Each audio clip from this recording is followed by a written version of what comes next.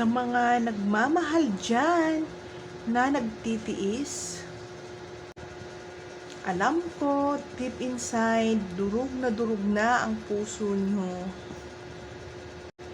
Kaya wag mag-pretend na okay ka. Hindi naman masama ang humingi ng tulong sa iba. Diba?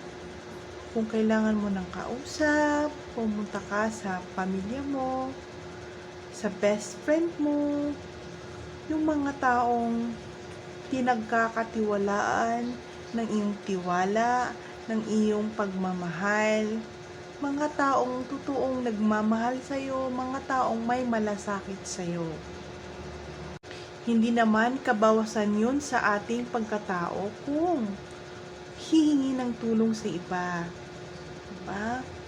Kasi ang hirap na dinadala mo ang bigat sa iyong puso kung hindi mo na kaya, diba? Hindi ka naman robot. Diba? Yun lang yun. Thank you mga palalabs ko. Love, love, love. God bless sa inyong lahat.